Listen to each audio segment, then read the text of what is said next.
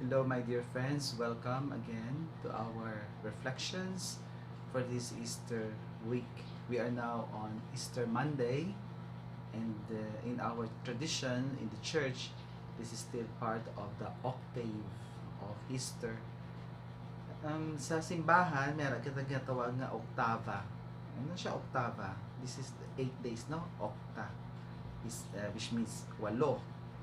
Nga walo na siya kay because it completes the entire week, no? From the beginning and in some sense the end, no? So that means Easter Sunday, Monday, Tuesday, Wednesday, Thursday, Friday, Saturday, and another Sunday. So that comprises the octave. And the church usually kung dalag ko ini siya nga mga piyesta kag mga piyesta, like for example Christmas, may araman siya oktava, no? And that is the January 1, the octave, which always celebrate also as the feast of Mary, the Mother of God. Tis aton na no, may walo man ka adlaw nga paghiwat sang Easter, and this is part of that Easter joy that we are celebrating. So ang aton nga paghiwat sang Easter hindi lang yan sa isa ka adlaw nga among Easter Sunday, but actually it is being prolonged by the church in order that we can savor the joy of this particular feast, which is in a way the feast of all feasts, no? Ang piyesta sa mga piyesta nga amo ang Domingo di Pascua or Domingo sang Pagkabanhaw. For our reflection today, I will propose that we reflect on the figure of Mary Magdalene. Sino si Mary Magdalene? Sino na siya? Damo ang mga istorya na hanungod sa iya. Some of those are actually correct and some of those are wrong or conflated in the history of our understanding of Mary Magdalene. But what we can very sure of is that Mary Magdalene was a woman who ministered to the needs of Jesus Christ during his earthly ministry. And we can find that in the Gospel of Luke. Mary Magdalene was numbered among the women who, out of their resources, helped Jesus in his ministry. And isa pa kabutang nahanungod sa kay Santa Maria Magdalena, amo nga siya gintabugan sang pito ka mga demonyo, no? So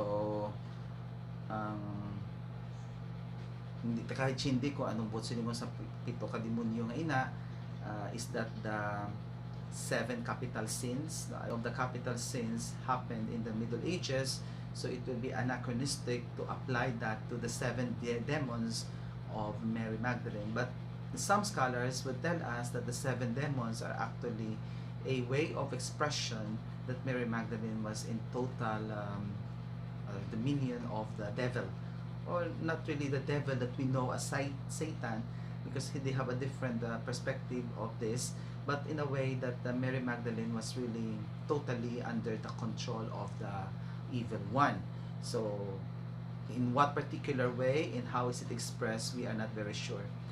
But it was Jesus who liberated her, and out of that gratitude of that liberation from that oppression, from that dominion of the evil one, Mary Magdalene was able to follow Jesus and minister actually to his needs during his earthly ministry. So makita naton na si Maria Magdalena isa ka babayi nga may ara sa tawag nga gratitude, and that gratitude is something na naghalin sa paghilway ni Kristo sa iya. Sa bagay nga masiling naton amo magina, no, kunyara kita sa isa ka ginapigos o kung papuguso nga sitwasyon, kung ikaw ba na ma-liberate na, you will have a sense of relief, and not only a sense of relief but a sense of freedom, and that sense of freedom can also lead us to a sense of gratitude. This is Santa Maria Magdalena, gingamhan siya sang pito ka demonyo. Sa bagay nga masiling nato wala siya sang freedom, pero siyang nakita na si Kristo, nahilway siya, no? Kag sina sa iyang utang na loob, sa iyang kabalaslan, nagservice siya sa Ginoo kag nanging faithful sa iya. Of course, damo pag isang iban nga mga istorya hanungod kay Santa Maria Magdalena nga nagasiling nga siya amo ang isa ka malaot nga babayi nga prostitute, or something like that. But that is a conflation of the other figures of women sinners in the gospel. No, gintapi-tapi na siya. Pero hindi na siya eksakto. Ang klaro lang sa aton na si Maria Magdalena gintabog sang Ginoo halin sa iya ang 7 ka demonyo. Kag sa iya nga pagpasalamat na sa iya dako nga kalipay sa paghilway sa iya sang Ginoo, nag-alagad siya kay Kristo kag nagbulig sa kay Kristo nga mapatuman ang iyang wali sa maayong balita. And another thing that we know about Mary Magdalene is that she is the woman nga naglakat. Before that, siya isa ka babae nga mainunungon, no? Kag wala gyud siya nagkahadlok sa bagay nga si Kristo ginasa sa krus, yara man si Maria Magdalena sa idalom sa krus kaupod sang iloy ni Kristo. So she's very faithful and at the same time a courageous woman. No, she's not afraid. The rest of the apostles fled, no? The men disciples fled, but it was with the exemption of course of John. Pero si Maria Magdalena yan nagpabilin nakaupod ni Kristo sa idalom sang cross, no? So or kaupod ni Maria sang beloved disciple sa idalom sang cross ni Kristo. And another thing that we know about her is that siya man na nauna na nakabaton sang good news of the resurrection of Jesus dito sa lulubngan kag ina siya ginasaysay sa aton sa ebanghelyo ni San Juan. Sa bagay nga si San Juan nagasiling nga ini nga lugar kung diin si Kristo ginlubong isa ka hardin, no? Kag si Maria Magdalena aga pa madulom-dulom pa sang kaagahon nagkadto na dito sa lulubngan. Now, in the narrative analysis, in terms of the narrative analysis, manami ni siya tanawon nato, no? Kasi naligad nga Huwebes Santo, naghambal ako nga si Judas today Iscariote. Si Judas Iscariote, nagwa siya sa balay. Kaya nagwa siya no during the Passover meal and he entered into the darkness. Here is the reverse now. Si Maria Magdalena nagwa sa balay, of course, para magkadto sa lulubngan. Madulom pa. Pero inakadulom nagapasulod na sa kasanag because it was already dawn. So while Judas Iscariot entered into the darkness of the night, here Mary Magdalene went out of the house at in darkness so that she can enter into the light. No? Kaya dawn mo mabukang liwayway, no? Bukang liwayway na siya. So ano na siya? Sa kaagahon na, no? Magwa ng adlaw. So madulom, pero inakadulom hindi magpabilin kung kay nga ani magpabilin na okay magaabot na ang kaagahon. Maabot na ang kasanag. And it sets the tone, it sets the context of the experience of Mary Magdalene. She is in darkness, no? Kaya hindi siya kay hindi ko natabo. Sa bagay nga nagahibi siya she's mourning, no? She's mournful. Grabe iya kalisod. Kaya nga napatay si Kristo. Kaya hindi siya kaintindi, kag wala pa nila naintindihan nga ang Kristo dapat masuffer, mapatay, kag sa ulihi siya mabanhaw. So it is the darkness, it was still dark when Mary went out of the house to go to the tomb, is a context, a description of what is in the heart of Mary Magdalene and in the mind of Mary Magdalene, the situation of Mary Magdalene. She is in darkness. Pero as I said, that darkness will not be long because eventually the dawn is coming and the sun, the light will come, who is Jesus Christ. Kaya mo gini natabo sa istorya ni San Juan na nungod kay Santa Maria Magdalena. So, ano natabo? Naglakat si Maria Magdalena pakadto sa lulubngan. Kaya dito nakita niya nga ang dako nga bato na abrihan na.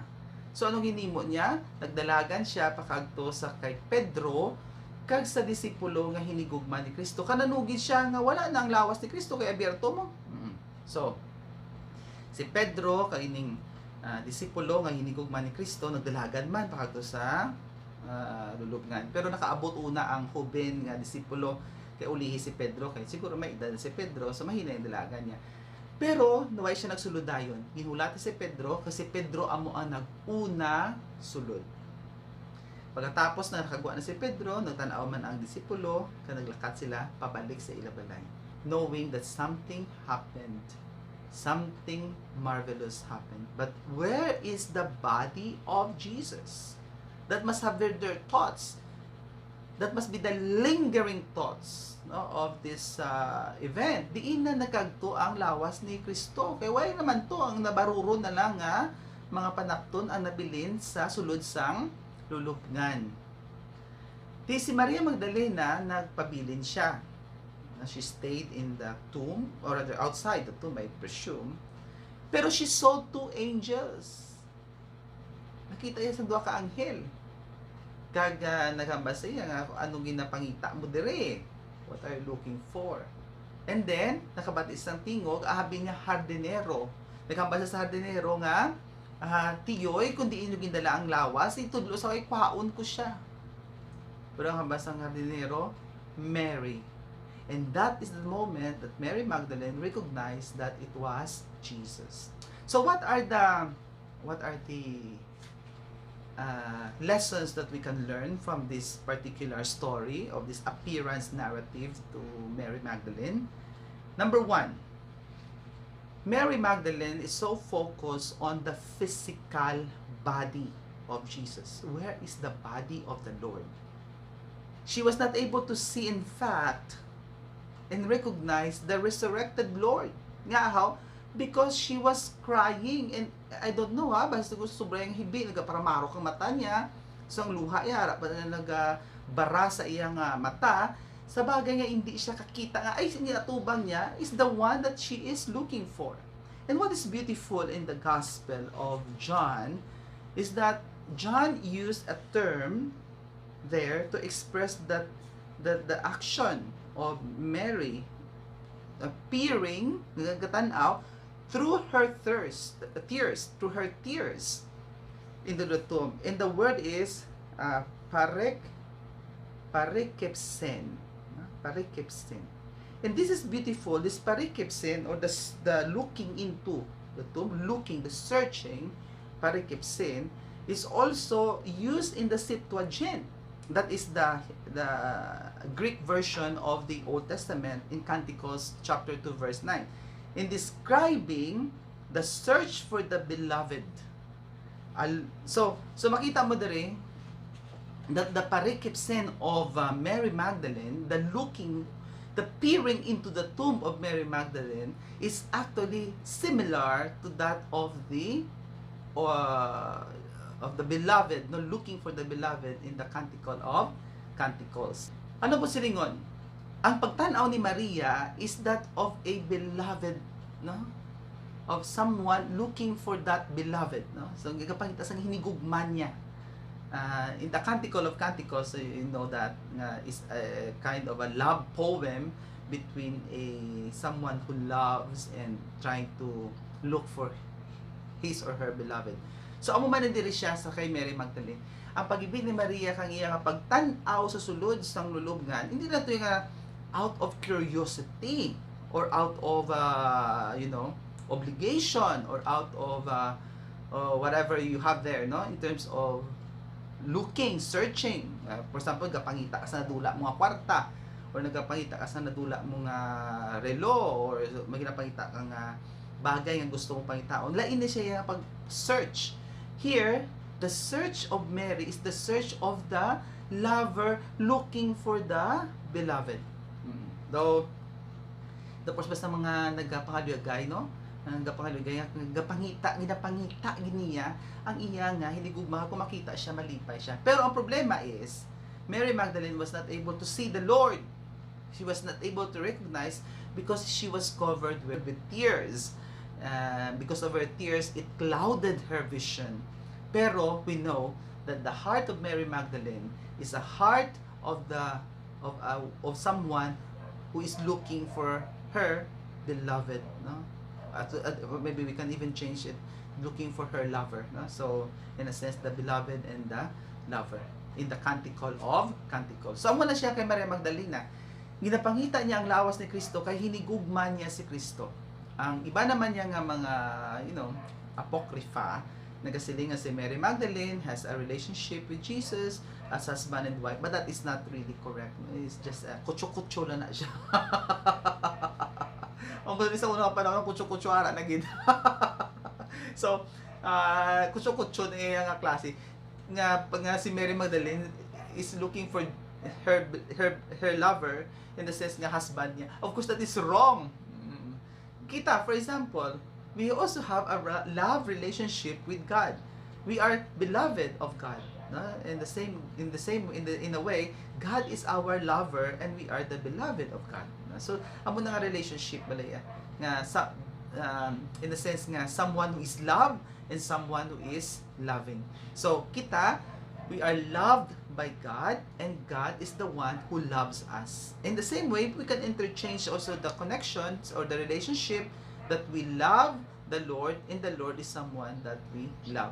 Pero most of the time, what is more appropriate is it is God who loves us first and we are the object of His love. So we are the beloved and God is our lover in a sense, no? In a sense of the one loving and the one being loved. God as the one loving us, He is the lover, and we are the one being loved, we are the beloved. So that's the relationship of Mary Magdalene and Jesus, not in the sense of a husband and wife, which you might have read from the books like, for example, the Da Vinci Code or the Gospel of Mary Magdalene and so on and so forth. Kutso-kutso na siya. Fake news. So, here now is the attitude of Mary Magdalene. She was loved by the Lord. And she is trying to look for Jesus, the body of Jesus. And that's the problem here.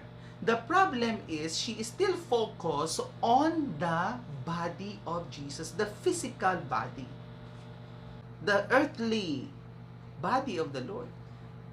Kaya hindi pa maintindihan mo, as I said, it's still darkness. So, her focus is misplaced. She's still in the dark.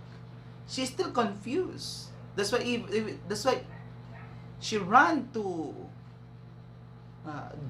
John and to Peter to tell her of her confusion. I cannot see the body of the Lord anymore. Okay. So, ano yung lessons din? Sometimes, we want physicality, which is okay. I'm not saying that it is bad, because that is really the way we understand the world and come to know the world. Namba ko naman na siguro sa inyo sa previous kong video nga kita nga to pagtuo is sacrament through the sacraments, because the sacraments give us the form and the matter, something that we can hear, something that we can see, something that we can touch, something that we can feel, no? Kay natural na kay tawo kita. Pero here in the Gospel of John, the invitation for the disciple is a little bit different. Kaya mo na ako kay isa nga tawag ini nga gospel as the mystical gospel. Kaya nga how? Because here the invitation of the writer of the evangelist is that we have to let go sometimes. We have to let go of the physicality and to enter into that spiritual realm, into the spiritual context. Tiyaw man sa panahon nga ini, Mary Magdalene is so focused on the body, the physical body, that she cannot find anymore, and so she's so distressed. Where is the body of the Lord? Pero Jesus said, Mary. She recognized Jesus. Of course, you may see, no, in the narrative, nga si Mary Magdalene, nabatian na naman itong tingong ni Jesus. So it's not the voice of Jesus that made Mary recognize the Lord. Kaya ano, istoryahanay na sila pala. No? Istoryahanay na sila. Ano na pangita mo? Hindi nyo ginala si Kristo. Istoryahanay na sila.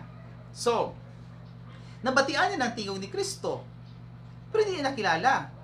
Sa ano nila nga nakilala niya si Kristo gali? Not because of the voice of the Lord, the quality of the voice in the way, for example, Kung tabi for example, mapiyong ka sa mata mo, kung mabati ang tingog ko, you will know that I am the one speaking without seeing my image, for example, through your screens.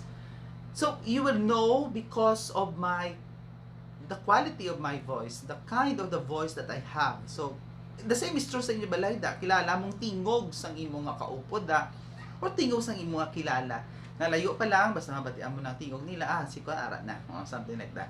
So kay Mary Magdalene, tabo na siya, but that did not made her recognize the Lord. Wala yan na kilala nga. Of course, nabatian niya naman si Jesus kasi she was with the Lord for 3 years. Or maybe more or less 3 years, upuday sila. Why yan nabatian niya, nakilala niya. Pero dali sa siningan at panahon, hindi niya nakilala. Kaano lang punto ang nakilala niya? When she was called by Jesus by her name. And that is a very good example. Our relationship with the Lord, while we are in a community, is also individual at the same time. No? Ano ba silingon? We relate with the Lord in a communal manner, that's in a community, but at the same time, we also relate with the Lord in our individual capacity. So, we relate with the Lord in our individual encounter when we are named by the Lord. So, this is connected to that saying that the sheep recognizes the voice of the shepherd. Not only the voice in the sense na the quality of the voice, but it is in the naming, in the encounter, in the individual connection that is connected between the sheep and then the shepherd. So, after that, ano natabo? Na-recognize ni Mary Magdalene si Jesus, and she said, Rabboni, which means my beloved teacher or my great teacher. So, my dear friends, dili lang kita ni Asta, we will continue our reflections with regards to the characters in the resurrection narratives, no, in the appearance narratives of the risen Lord. Pero one of the very good lesson, one of the takeaways that we can bring with us tonight is this. Number 1, while physicality is important, it is not everything. What is important is the encounter. So, kisa wala kita sa makaptan, wala kita sa mabatian, wala kita sa masingutan. Pero what persists in the absence of the physical is the spiritual. And what is the nature of the spiritual experience? It is the one-on-one encounter, the individual encounter of the sheep with the shepherd. So in the case of our lesson for tonight, of our reflection for tonight, is Mary recognizing the Lord when she was called by her name. When Mary heard her name being called by Jesus, it was then that she recognized the Lord. And so her vision now is shifted. Sa bagay gani nga, hindi pa dayo, no? Hindi pa siya immediate. Kaya, ano pang iyang akwan? Ano pang iyang natabo? Ano pa natabo? She wanted to touch the Lord. Physicality gapon. Mary wanted to still understand Jesus through the physical body of Jesus. Pero naban ni Jesus, no, do not touch me. Nga how? Because Jesus is already inviting Mary to go beyond the physicality, to enter into that experience of the spiritual na. Amo na siya siguro sa aton man nga well, of course, for example, subong nga panahon, this is a very opportune time for us to enter into that spiritual experience when there is the absence of the immediate reception of the sacraments. Of course, hindi kita kakalawat, hindi kita makapangupisar, no? Hindi kita of course, because of the social distancing, we are mabudlay siya, no? Extreme cases na siguro ng mga, for example, nga we can avail of the sacraments for the meantime because of the social distancing. Pero in a way, it is also sharing into that experience of Mary Magdalene. Nga ano, nga while the sacraments are important, and in fact they are the faucets of grace, it is through this that the grace of the Lord flows. We also have another way of relating with the Lord. And that is in terms of our individual, personal encounter with the Lord when the Lord calls us by our own name. So thank you very much for your time and listening to my reflection for this Easter Monday. We will continue our reflections in the coming days of Easter. And hopefully, you can share this video with other people whom you might think needs this kind of knowledge, this kind of reflections throughout this time that we are still confined within our own homes because of the enhanced community quarantine that is still in place in our nation as a whole, and in particular in our city. Di kabay pa nga ma-share nyo man inino ang akon nga video kag makabulig makita sa iban sa pagpaichindi sa ila. Kag please don't forget to subscribe to this channel.